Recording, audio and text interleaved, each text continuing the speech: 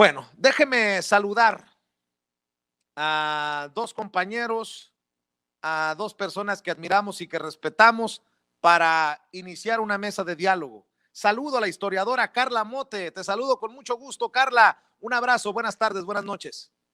Hola, querido Vicente, buenas tardes, buenas noches, saludos a toda tu audiencia. Y también saludo a nuestro amigo Jorge Armando Rocha, a quien usted ve informarle sin censura todos los días en Sin Censura Media a las 2 de la tarde. Jorge Armando, ¿cómo estás? Muy buenas tardes, muy buenas noches. Admirado Vicente de Serrano, estimada Carla, muy buenas tardes, noches ya, ambos. A ver, déjenme empezar con lo más reciente, si me permiten. El dictamen preliminar de la línea 12, ya hay reacciones por todos lados, periodistas de esos que le hacen el caldo gordo a la oposición y a los conservadores, involucrados, todo mundo opina, bueno, o al menos se posiciona. Y la pregunta es, ¿se le da la razón a lo que publicó el New York Times?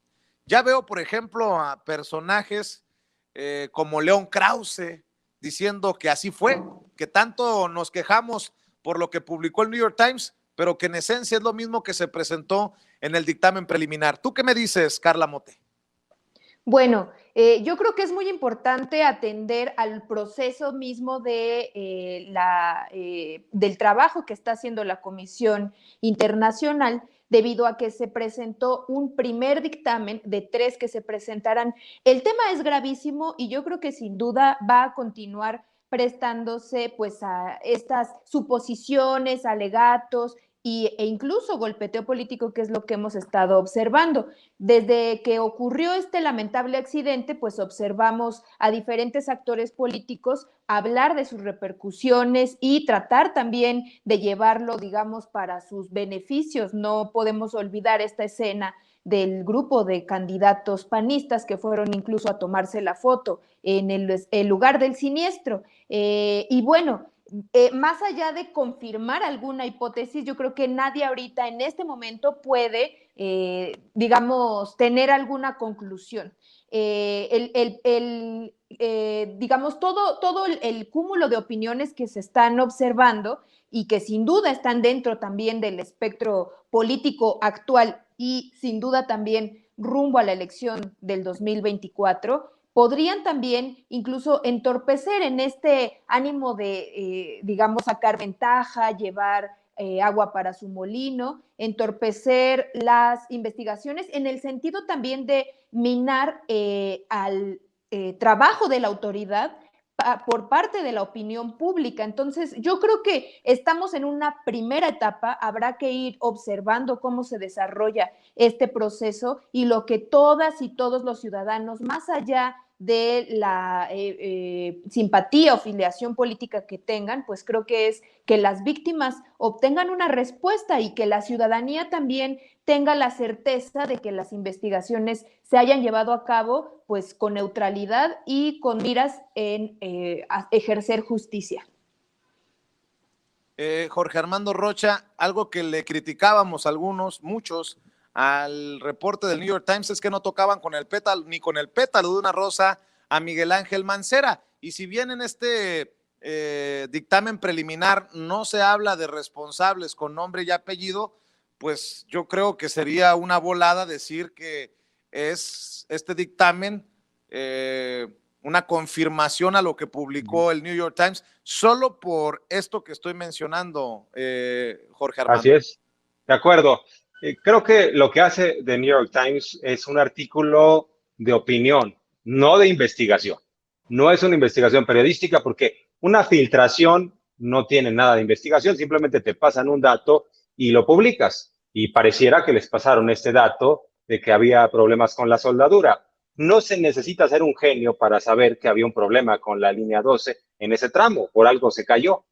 Pero lo que hace The New York Times es una interpretación política y por eso saca del análisis a Mancera.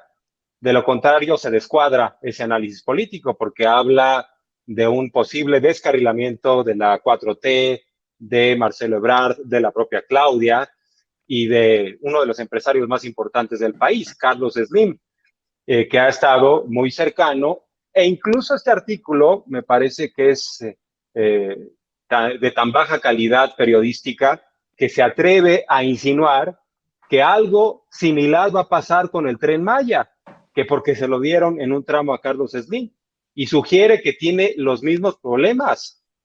O sea, estamos hablando de cosas diferentes. Y no deja de estar bajo sospecha el hecho de que, por cierto, son las paradojas que da la vida.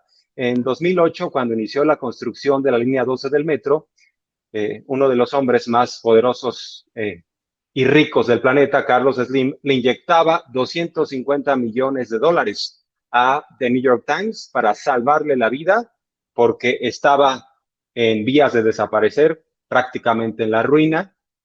Adquiere el 17% de las acciones Carlos Slim y bueno, le da oxígeno puro. Ha ido vendiendo las acciones el ingeniero Slim de The New York Times y ahora sí se atreven a señalar que podría haber problemas con esta constructora. Pero bueno, pues hay que decirlo claramente. Estos hombres que decidieron sobre la línea 12 del metro, pues sí, hablaron de un proyecto y lo pusieron en marcha, pero hay directores de obra, directores del proyecto. Además, hay 4 empresas que avalaron, que palomearon. Recientemente en mi cuenta de Twitter acabo de señalar, de publicar un video en el cual el propio Felipe Calderón, como presidente de la República entonces, en 2012, avala este proyecto y dice que es una gran obra de infraestructura y de la ingeniería mexicana. O sea, el propio Calderón también palomeó en su momento esta línea 12 del metro. Pero sí, es una utilización política la que estamos observando de este tema ya con miras al 2024. Y por eso The New York Times saca a Mancera, porque Mancera no tiene nada que hacer en un futuro inmediato en la política. A lo que aspira Mancera es a salvar el pellejo. Y bueno, pues pasan por alto, por ejemplo, que el sismo de 2017 fue uno de gran envergadura, de gran magnitud, sacudió literalmente a la Ciudad de México. Y a partir del sismo, el propio Mancera y su administración dicen que rehabilitan esa parte de la línea 12 del metro. Es como si la hubieran tenido que volver a construir y decir que no tiene ningún tipo de responsabilidad la administración de Mancera, pues es faltar a la verdad.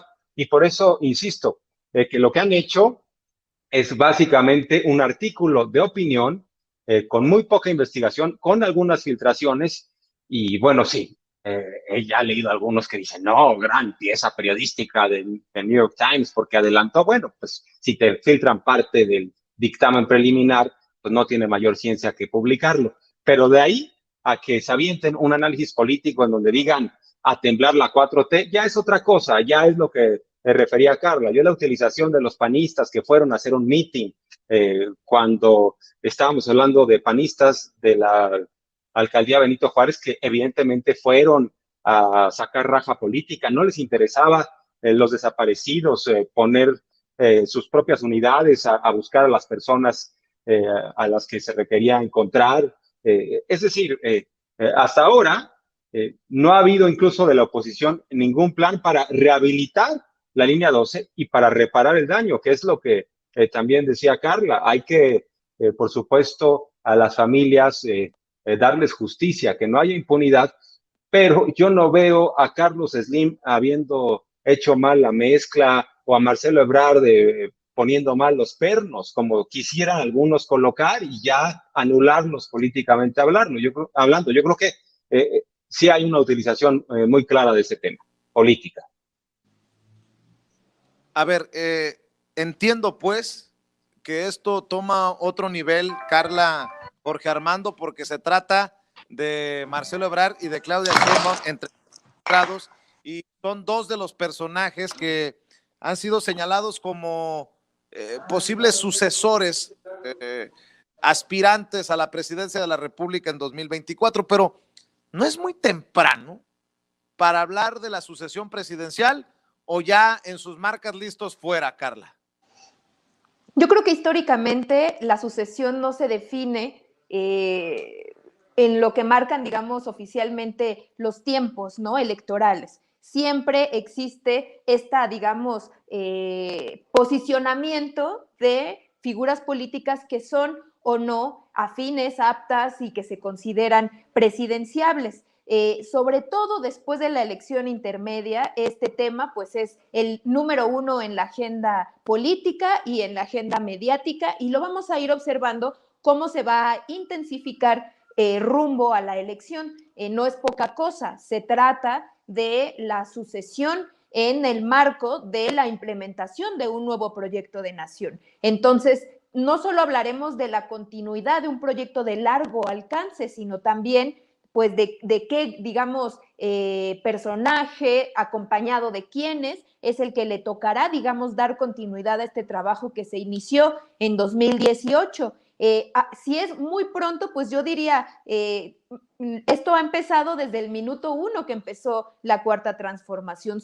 Es propio de los tiempos políticos. Y yo creo que verlo de otra forma pues sería como un poco ingenuo, ¿no? Y yo creo que también dentro de todo esto no se debe perder de vista que pues están tanto, digamos, la colocación de funcionarios, se escucharon varios nombres que incluso el propio Andrés Manuel mencionó en una de las conferencias mañaneras, diciendo pues con cierta ironía pues que no iban a pelearse entre ellos, y por ahí él barajeó varios nombres, lo cual sin duda pues es un guiño también político hacia esta contienda que se vendrá en 2024.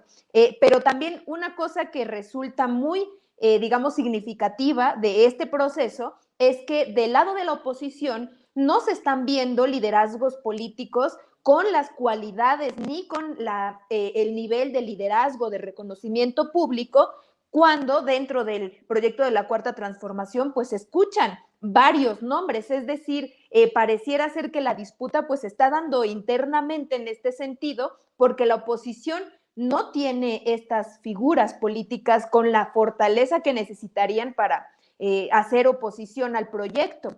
Todavía faltan pues un poco menos de 3 años, entonces eso es algo que vamos a estar viendo, escuchando, y yo creo que viene muy a colación tratar este tema después de hablar de lo de la línea 12, porque los dos personajes más fuertes que se han sus nombres digamos, puestos sobre la mesa prácticamente desde el inicio de este sexenio, son, pues tienen, digamos, alguna carta en este tema, ¿no? Entonces, pues sin duda, el tema de la línea 12, no nada más en el caso de que no haya impunidad y de la justicia que se tiene que otorgar a las familias que desafortunadamente perdieron a alguien en este accidente, pero este tema también va a estar metido en el tema de la sucesión presidencial.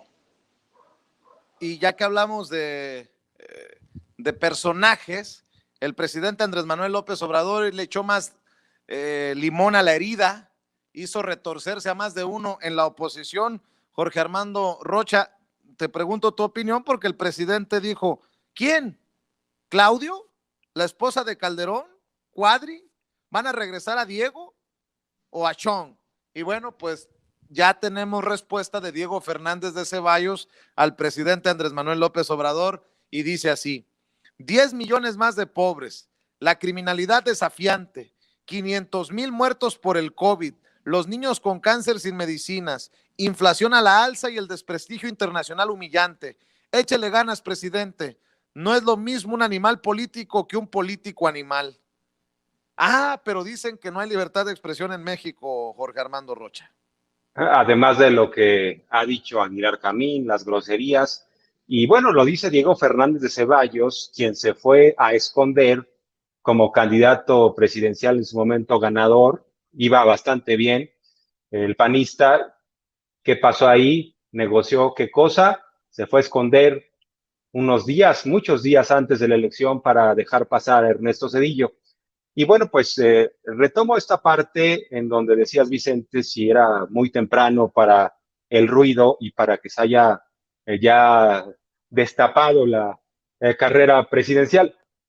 Creo que de cualquier forma es mucho más sano este escenario que lo que teníamos antes en el régimen autoritario del PRI, que era el dedazo. El presidente decía, va fulano o sutano. A lo más los secretarios podían hacer sus pininos, moverse un poco un tiempo antes, pero finalmente era el dedo elector del presidente. Lo hizo Salinas con Colosio primero. ¿Y qué pasó? No sabemos exactamente qué pasó. Lo que sí sabemos es que asesinaron al candidato oficial. Se arrepintió Salinas, bueno, después se puso a Cedillo, y cuando Fox gana sorpresivamente ante el hartazgo como presidente, a partir de entonces ya cualquier político dice, yo puedo ser presidente. Si Vicente Fox fue presidente, bueno, pues el propio Samuel García debe pensar ahorita que él puede ser presidente del país, con el antecedente de Fox como presidente.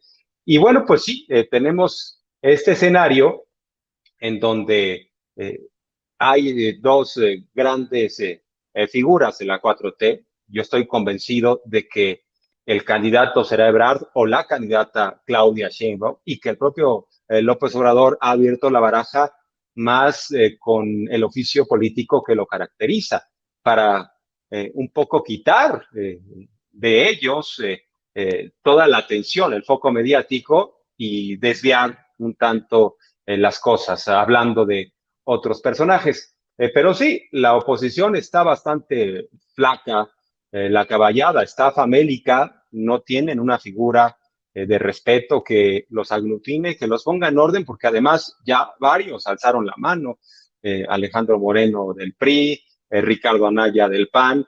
En ese sentido, en la medida en que avance el tiempo, se va a ir fragmentando este frente legislativo que tienen, porque al final sabemos que la naturaleza de ellos es, obviamente, quedarse con el mayor número de recursos públicos y económicos. Y sí, no tienen. Lo que pasa es que esto está evidenciado desde tiempo atrás. Ya para que estén tratando algunos de resucitar a José Antonio Meade, yo insisto que seguramente el primer sorprendido de eso es el propio José Antonio Meade. Ya fueron barridos en 2018 Meade y Anaya. Entonces, pues sí, hay una escasez, es una caja vacía lo que representa hoy en día la oposición. Simplemente es oponerse por oponerse, sin proyecto, y no hay proyecto, no hay candidato o candidata, y en ese sentido, varios piensan que podrían ser, bueno, hoy Enrique Alfaro, pues en lo que parece un publi reportaje de Reforma, este gobernador de Jalisco dice que él va a estar en la primera línea de batalla hacia el 2024, no se descarta. Entonces ya muchos creen que pueden, pero en realidad no son personajes nacionales que puedan representar un desafío serio. Veremos qué sucede, pero como van, pues no tienen con qué. Eso queda claro en esos momentos. Déjenme insistir en el tuit de Diego Fernández de Ceballos, conocido en el bajo mundo del panismo, porque tenemos a un Aguilar Camín exhibido pendejeando al presidente. Tenemos a un Krause que le pone el apodo de Mesías Tropical. Tenemos a Denise Dresser, que le llama aldeano macuspano.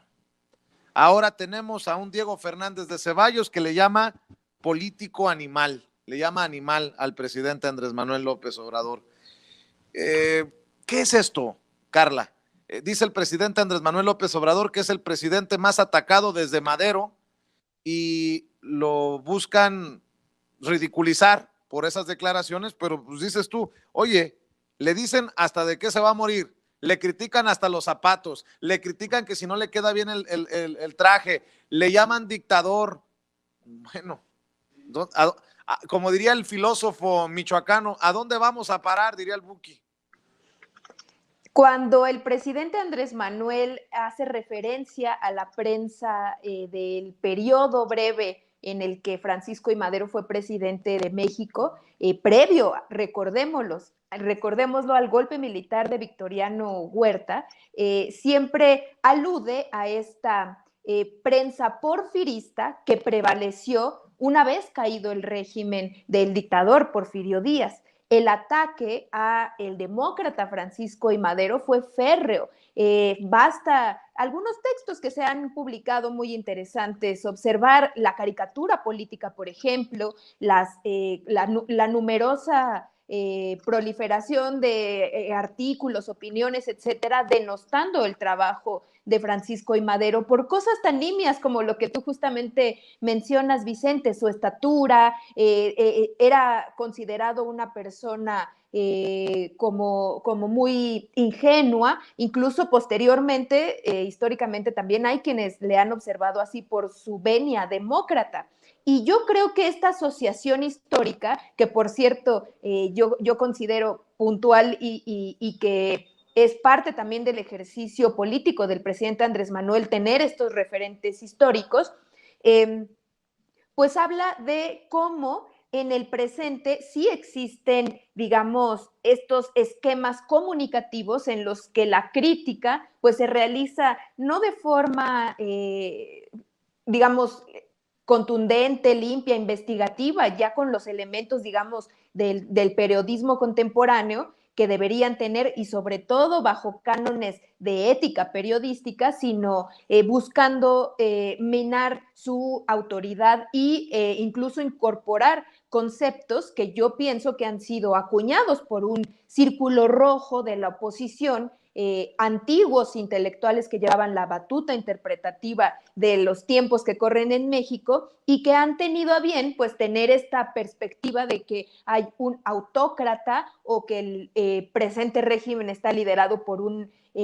personaje de tintes populistas y autoritarios. No está de más decir que muchas veces sus conceptualizaciones se contradicen entre ellas mismas, pero que sí ha calado, creo, en cierto sector que pues tiende, digamos, hacia la visceralidad y que no se identifican con el estilo, digamos, popular más cercano, digamos, a las masas populares que busca tener y que ha tenido, y yo creo que es un acercamiento genuino que ha tenido la figura política de Andrés Manuel López Obrador.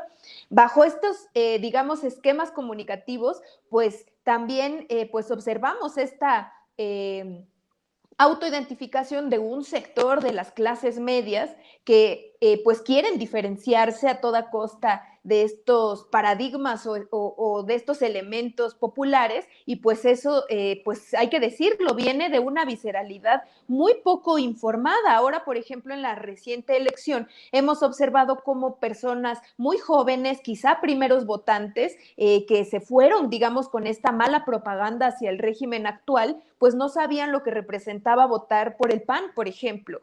Creyeron en este discurso de la pluralidad o de que había que hacer contrapesos al ejercicio autócrata del poder, sin conocer muy bien ni siquiera qué es lo que hace un diputado o cuáles son el plan, las bases programáticas de los partidos políticos. Entonces, yo creo que cuando el presidente pues alude a todos estos momentos históricos y habla de esta prensa, incluso con estas denominaciones que él ha hecho como pasquín inmundo, pues digamos también ustedes lo pienso como periodistas, pues lo pueden caracterizar muy bien, que hay una prensa que sigue jugando el juego de la neutralidad cuando en realidad pues tienen intereses políticos que son bastante evidentes. Yo creo que lo más sano en una democracia es justo identificar esos intereses y leer a la prensa bajo esa lupa, es decir, quiénes son sus inversionistas, cuáles son sus objetivos políticos, quizás su línea editorial sobre todo. Y bueno, creo que la ciudadanía en un término pues también de madurez política tendría que acercarse a los medios con este filtro previamente.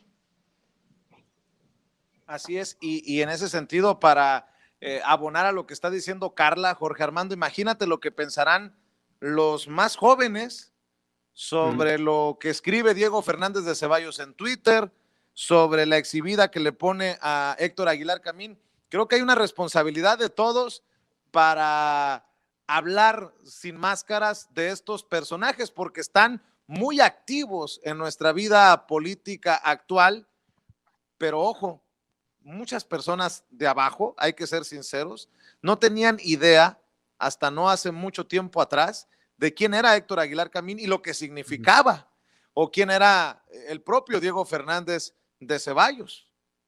Así es, estoy de acuerdo con eso que dices y creo que también ha habido una utilización a su favor del presidente López Obrador, precisamente de los discursos de odio de estos intelectuales. Estos insultos fortalecen precisamente la posición de López Obrador de decir, ya ven, me asemejo más a Madero, estoy del lado de los demócratas y también tratan de ridiculizarme como lo hicieron con Madero. Por eso exhibe estos insultos en la mañanera. No le afectan, al contrario, lo fortalecen. Por eso hasta se le ve con cierto grado de expresión favorable a López Obrador. Él propio lo ha comentado en su momento que para él es un timbre de orgullo que estos personajes constantemente lo estén criticando e insultando.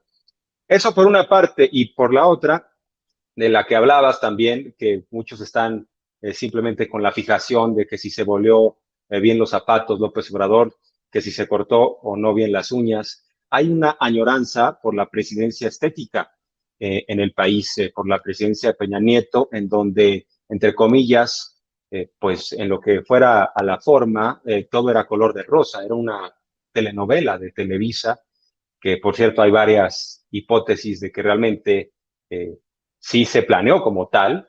Hubo hasta contratos de por medio para esta boda al mero estilo del Canal 2 y ya vimos en qué terminó. Pero bueno, pues sí, hay una añoranza hacia esa presidencia, pero también hay estos juegos de frustración en el discurso.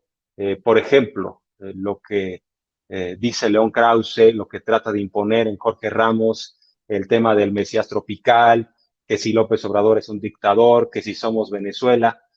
Y cuando alguien, digamos, de su misma línea política o ideológica le dice, no, yo creo que López Obrador es demócrata, ahí es cuando se les descuadra el análisis. Porque si López Obrador es demócrata, entonces ya no tiene sentido llamarle Mesías tropical. Pero vamos a los hechos. ¿Qué pasaría si, por ejemplo, un ciudadano de Corea del Norte insultara hoy en día al dictador que tienen? Bueno, es prisión, pero de inmediato y no sabemos qué pasaría con aquel ciudadano.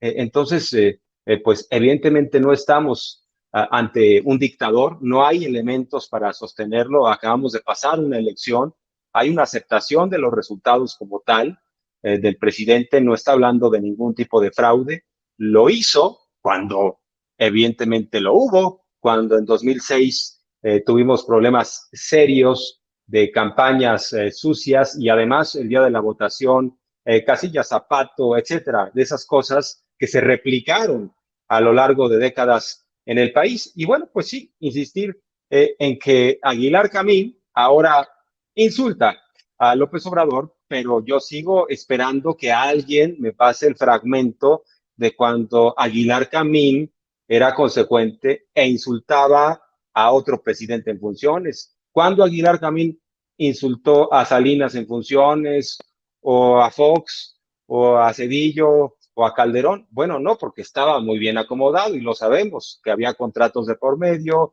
que a su revista le iba bastante bien y que además se acomodó con Carlos Salinas con estas ayudas solidarias que le pedía y Salinas le regresaba el favor con estos cheques de la partida secreta, que de ahí se agarró para maiciar a todos los que pudo.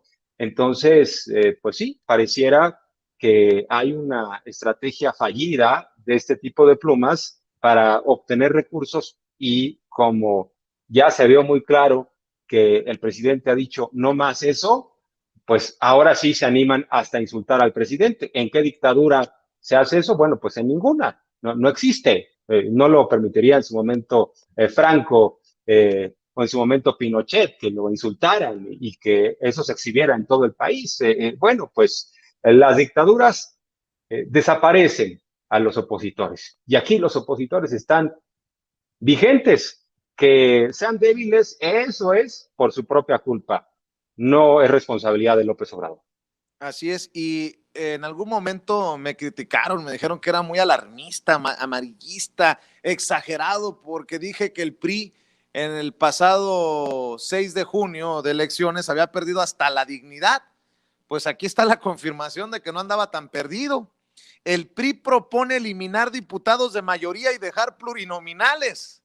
Denme su opinión, porque según la presidenta de la Cámara de Diputados, Dulce María Sauri, eliminar a los plurinominales va en contra de la pluralidad y diversidad política del país.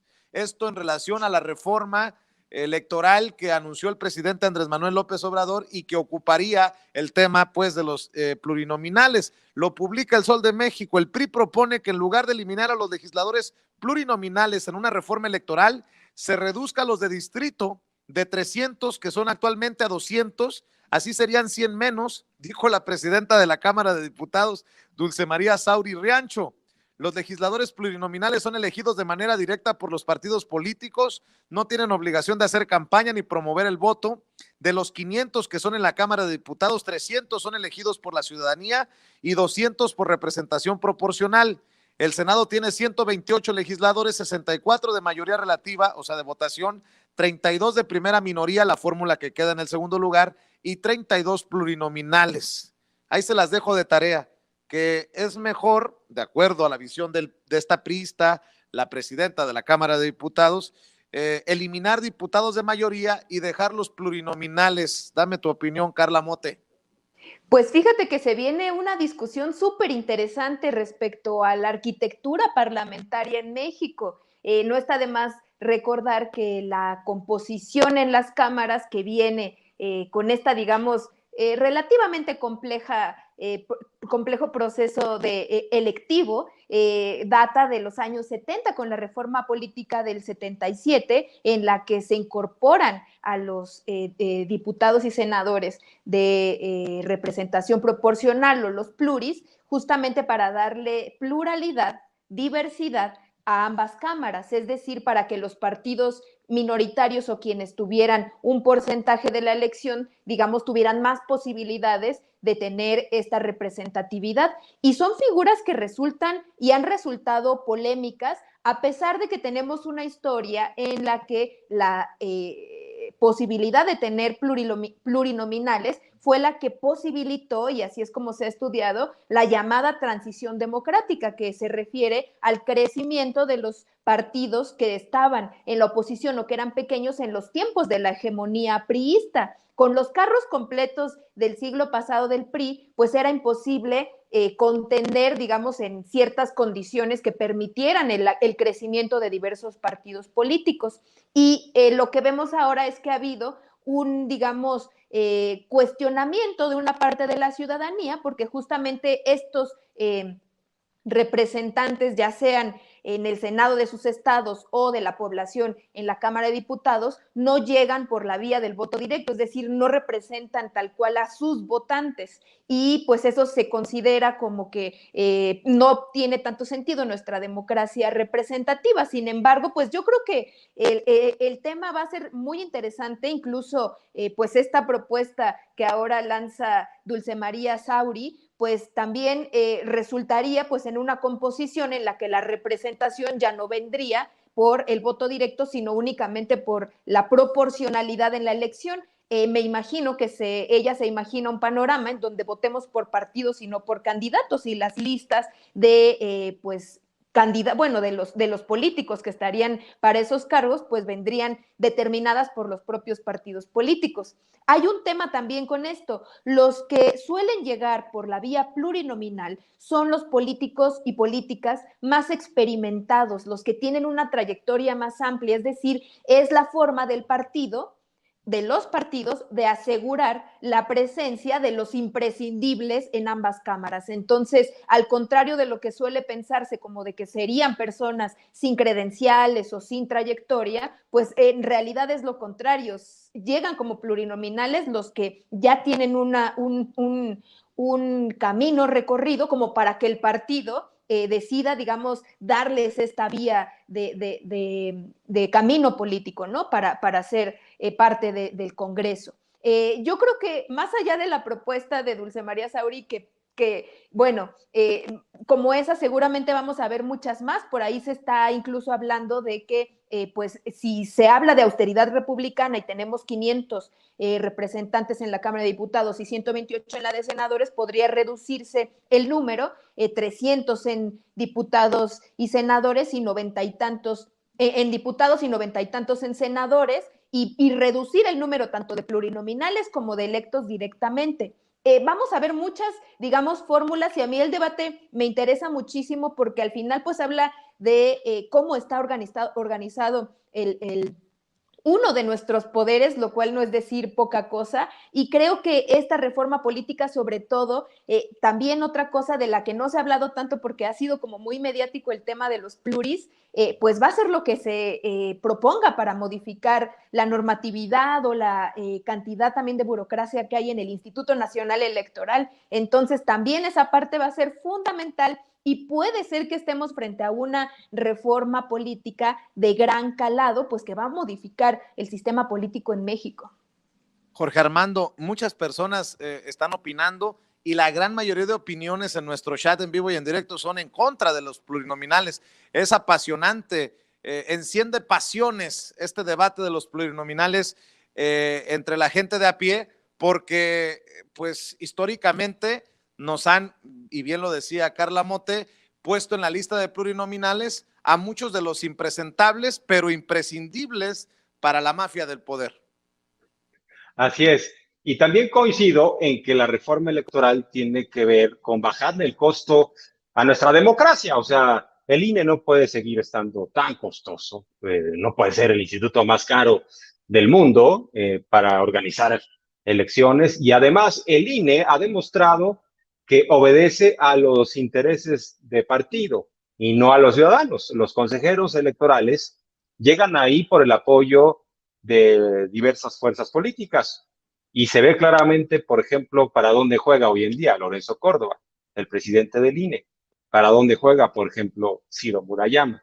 Entonces, se tiene que refundar el INE, ya tenemos que repensar en un árbitro mucho más imparcial, como diría el propio López Obrador, de genuinos demócratas, que les interese simplemente organizar las elecciones en beneficio de los ciudadanos, no de quién va a quedar, no de cercenar en la mesa o en el escritorio posibilidades electorales. Y bueno, pues coincido. Yo creo que el debate de los pluris hay que verlo con calma. Son 200 en la Cámara de Diputados. Sin duda hay que bajar el número de diputados pluris y, por supuesto, de diputados en general. 500 diputados son demasiados. O sea, sabemos que es claro que 15 o 20 diputados federales deciden todo. Los demás diputados, ahora sí que con su permiso, sin ánimos de ofender, no hacen mayor cosa que preguntar hacia dónde va el sentido de la votación. Y obviamente ocupan bastantes recursos, están ahí calentando la banca. Hay algunos que sorprende el nivel de ignorancia y de desconocimiento, pero sí, hay que tener cuidado porque, por ejemplo, vamos a los asuntos, a los escenarios hipotéticos. Dejamos a puros diputados de mayoría, 300 de mayoría, que se defina en las urnas, pero ¿qué pasa, por ejemplo, en un asunto hipotético, que un solo partido ganara los 300 diputados de mayoría? Pues no habría oposición en la Cámara, y por eso la reforma del 77 de Reyes Heroles tuvo que ver con abrir pluris para precisamente tratar de que llegaran opositores. Entonces ya funciona ahí el porcentaje de votación de los partidos. A lo mejor, pues 200 son demasiados. Bajarlo a 100, el número de plurinominales, o a 50, pero sí tendría que haber cierta representación de la oposición. Y sobre todo, insisto, en estos escenarios en donde nuestro sistema electoral hace que el que gana más votos se lleva todo. Así sucede con el presidente de la República. El presidente de la República puede obtener un 30% de la votación y con eso gobernar al 100% de los mexicanos. Es un sistema electoral que tiene sus pros y sus contras. Hay otros sistemas en donde aplica la segunda vuelta, que hasta que tenga 50 más 1, bueno, aquí no hay segunda vuelta. pero sí hay que tratar de ver cómo le hacemos para que las diversas voces se escuchen, porque no todo es para siempre, ¿eh? No para siempre va a gobernar la izquierda en el país. Entonces, cuando se está en el otro lado, cuando se pide representación política y apertura, es cuando ya pueden cambiar los discursos. Pero yo insisto, claro, hay que bajar el número de diputados. Hay muchos diputados zánganos que no hacen nada. Son pocos los que saben, pocos los que deciden, y nos cuesta mucho la democracia. Y el INE, ¿qué decir del INE? Hay que refundarlo por completo, ya olvidarnos de lo que nos quieren vender, porque son árbitros ladeados, árbitros a modo, que juegan para un solo equipo y que además pareciera que están buscando espacios de poder. O sea, a mí no me sorprendería ver a Lorenzo Córdoba de candidato de la oposición en poco tiempo. Hablando de candidatos, miren, yo no soy muy adepto a estar revisando las encuestas, pero me manda don Mario Toledo, nuestro jefe de información. La más reciente encuesta es de hoy, de Massive Caller, y me llama mucho la atención porque juega con esto de los nombres y los personajes y qué tanto lo conocen o lo desconocen las personas encuestadas. Massive Caller, hay que tener nuestras reservas, pero ahí les va. ¿Quién considera que debe ser el candidato de la oposición a presidente de México en el 2024? El 37, el 37.3% de los encuestados dijo que Ricardo Anaya, el 18.1% que Miguel Ángel Osorio Chong, el 12.6% Enrique Alfaro, el 10% Mauricio Vila, el 9.6% Diego Sinué, el 6.7% Claudia X González y el 5.7% Alito Moreno. Ahora, Oye, estimado Vicente, perdón Vicente, te tengo una pregunta. ¿Quién es Mauricio Vila? ¿Quién es? El gobernador Mauricio de Vila. Ah, gobernador. Ah, no, bueno. Ah, bueno. Por favor. Bueno, oye, ahí te va. Perdón, nada más. Era un paréntesis. Ahí te va. ¿Quién considera que debe ser el candidato de Morena y aliados a presidente de México en el 2024? Marcelo Ebrard, 28.3%. Claudia Sheinbaum, 25.3%. Tatiana Cloutier, 15.6%. Ricardo Salinas Pliego, 8.5%. Gerardo Fernández Noroña, 7.9%. Ricardo Monreal, 7.6%. Mario Delgado, el 6.8%. No sé por qué pusieron a Ricardo Salinas Pliego en esta lista, pero al final hacen otra lista que dice conoce o ha oído hablar de, y Claudia Sheinbaum aparece a la cabeza con el 72.8%. Marcelo Ebrard, 72.1%. Ricardo Anaya, 70%. Ricardo Salinas Pliego, 67.2%. Miguel Ángel Osorio Chong, 58%. Mario Delgado, 51.1%. Tatiana Cloutier, 43.6%. Gerardo Fernández Noroña, 43.4%. Enrique Alfaro, 42.5%. Ricardo Monreal, 36.4%. Alito Moreno, 30.4%. Claudio X González, 23%. Diego Sinué, 20.1%. Y Mauricio Vila al fondo de la tabla con el 12.2%, confirmando la duda de Jorge Armando Rocha. A ver, ¿qué piensan de esto que publica Massive Caller? A mí en lo particular no me sorprende que aparezcan al tope de la tabla Claudia Sheinbaum y Marcelo Ebrard, aunque sí me genera un tanto agruras ver en tercer lugar a Ricardo Anaya, en cuarto lugar a Ricardo Salinas Pliego, en quinto lugar a Miguel Ángel Osorio Chong, entre los más conocidos de los ciudadanos encuestados, Carla Mote. Bueno, pues vemos que ya se están buscando, ¿no? En este caso, desde una encuestadora, marcar los perfiles Yo no creo que las encuestadoras sean la mejor vía, ¿no?, para acercarnos a la opinión popular, pero sí son un termómetro, digamos, dependiendo también de su credibilidad y metodología. Sin embargo, pues nos dan al menos este acercamiento e igualmente no me sorprende ver estas dos figuras en la que la doctora Claudia Sheinbaum gana por una nariz en esta encuesta. Y pues también pensando en Anaya, que no quita el dedo del renglón, si bien de su propio partido pues fue virtualmente exiliado, pues ahí ha estado con presencia mediática, algo ridícula, pero pues lo ha intentado, ¿no?, permanecer como una figura pública. Y bueno, pues también sí sorprenden, o bueno, más bien creo que no sorprenden tanto en la medida de que terminan siendo figuras políticas, que estemos viendo tanto a Claudio X como a Ricardo Salinas Pliego. No son políticos, son empresarios, pero pues han, digamos que metido sus narices y de lleno en pues la disputa política. Entonces, pues ahí están también como figuras conocidas. Quizás si a las personas no les preguntaran por nombres tal cual si los conocen o no, quizá ellos no sonarían como presidenciables. Yo dudo mucho que personajes como ellos pues se aventaran al ruedo. Lo veo muy complicado, aunque bueno, pensando en la figura de Donald Trump, luego ya no sabe uno ni qué pensar, pero pues son interesantes para ir midiendo, digamos, ahí un poco el panorama. Así es, Jorge Armando Rocha, tu opinión. Sí, estoy de acuerdo. De entrada diría, Massive Caller, pues el director se disculpó por sus encuestas patito, ¿no?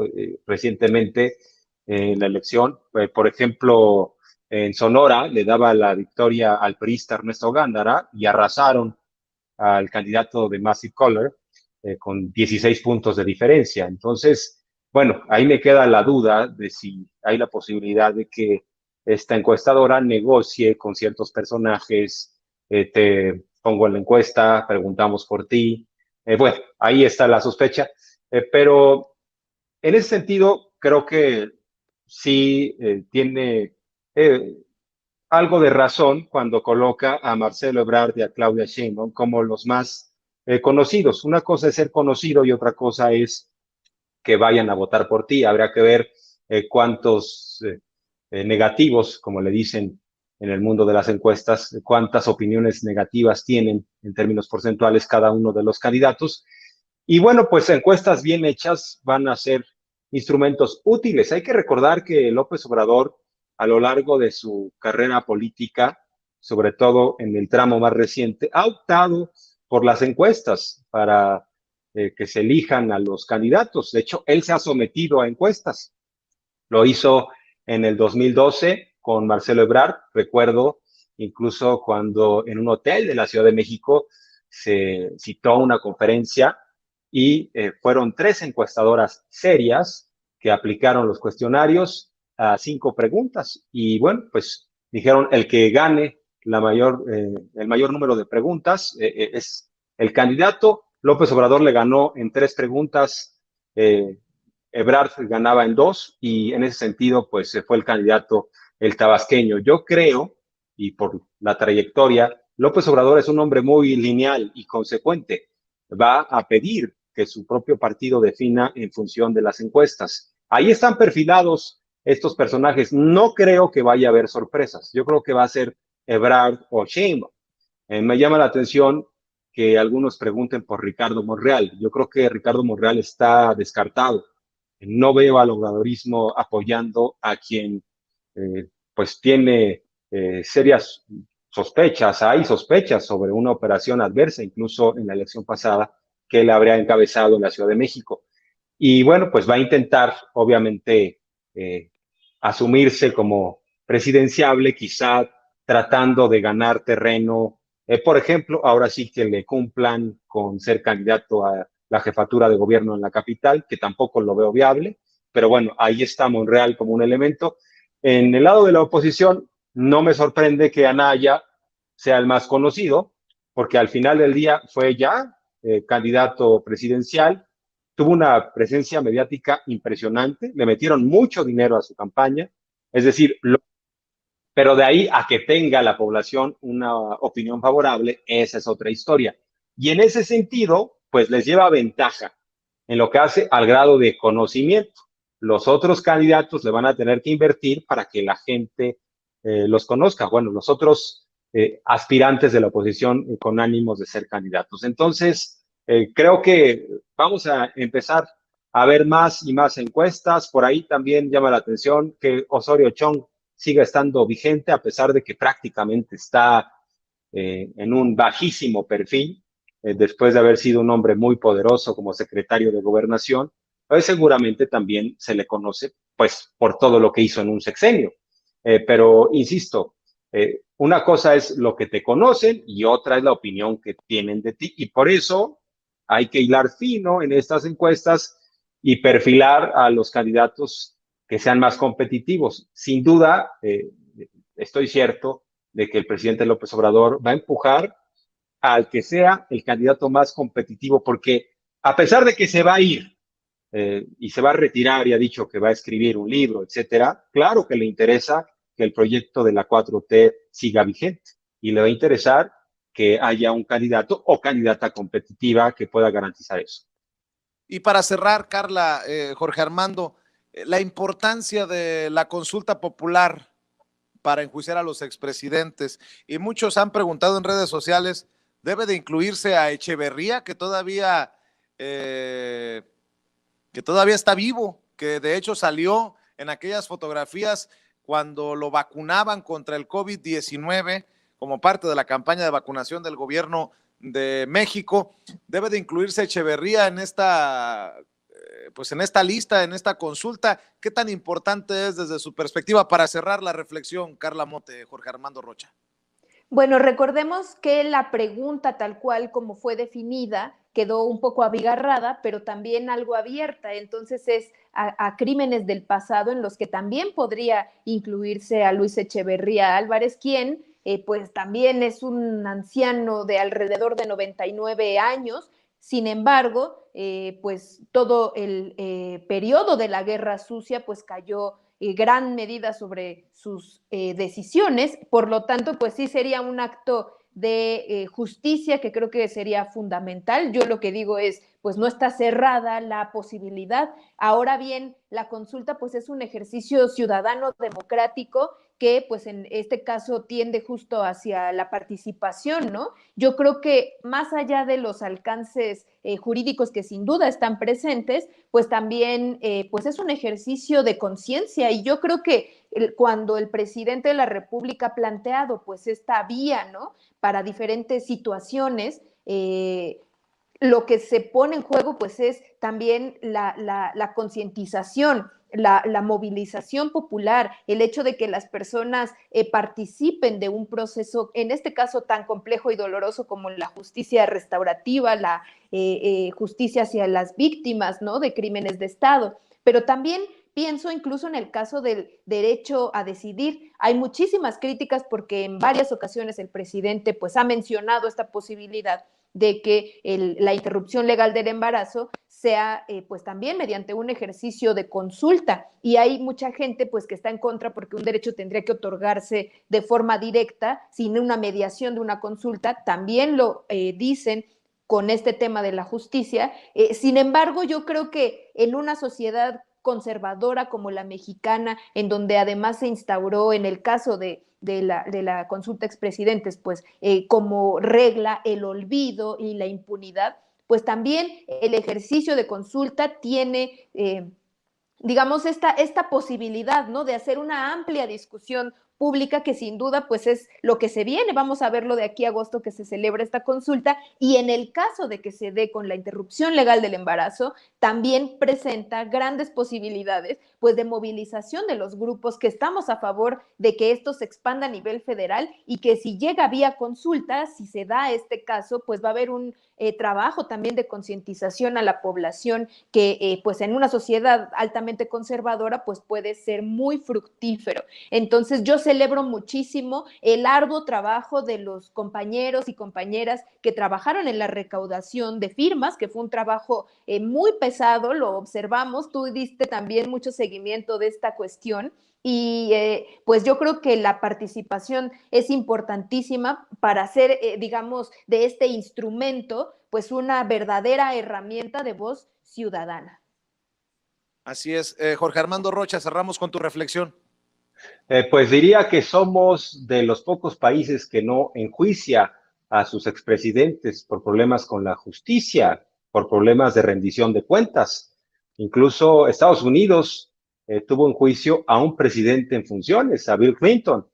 Y no se diga, por ejemplo, de Perú, ya enjuició a uno de sus expresidentes, Brasil enjuició al propio Lula, ya por asuntos de otra índole, pero el tema es que en México los expresidentes siguen siendo intocables y para reconciliarnos con nuestro pasado tendrían que rendir cuentas. Ese es el principio que subyace en esta consulta, en la importancia de que sean llevados precisamente a los tribunales y veríamos en específico cuáles serían los posibles delitos cometidos, pero sí también sería una forma de reconciliarnos, de entender lo que pasó. Sería invaluable, por ejemplo, tener el testimonio de viva voz de estos expresidentes explicando por qué hicieron tantas corruptelas, a quiénes involucraron, a qué otros políticos, a qué otros empresarios.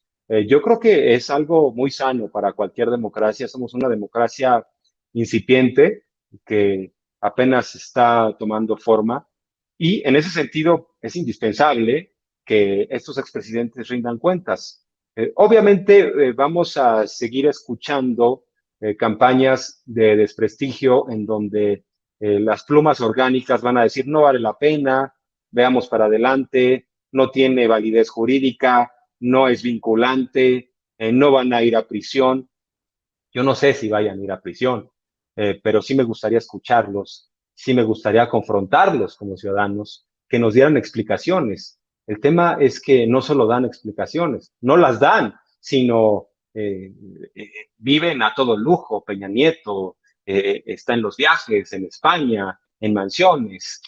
Bueno, no se diga de Fox, está en un macro rancho diciendo que es pobre. Felipe Calderón, cuánto tendrá debajo del colchón y en cuentas, cuánto saquearon, cuánto en Andorra. En ese sentido, pareciera que Felipe Calderón tiene más posibilidades de ir a prisión porque Estados Unidos lo pida, porque el juicio de Genaro García Luna generara información de un involucramiento del propio Calderón en actividades ilícitas. Le veo más posibilidades de que Calderón sea llevado a la justicia en Estados Unidos que en México. Y lamentablemente es el sistema en el que hemos vivido, el de la impunidad, en el de la falta de castigo. Y esto es un gran incentivo para que los gobernantes nuevos lleguen a saquear todo. O sea, es como una carrera de compras de pánico en donde le dan a una persona un minuto para entrar al supermercado y vaciar todo lo que pueda. Bueno, así llegan los presidentes a sabiendas que no va a pasar nada, que no les va a suceder nada en el futuro. Y creo que vamos marcando también como sociedad esta necesidad de rendición de cuentas, ¿no? Que así sea. Jorge Armando Rocha, invito a las personas que nos están viendo y escuchando, a las miles de personas que nos están viendo y escuchando, para que te sintonicen, para que se conecten a través de los espacios de Sin Censura de lunes a viernes a las 2 de la tarde, porque Rocha también informa en Sin Censura. ¿En dónde más te pueden apoyar? ¿En dónde más te pueden buscar, Jorge Armando?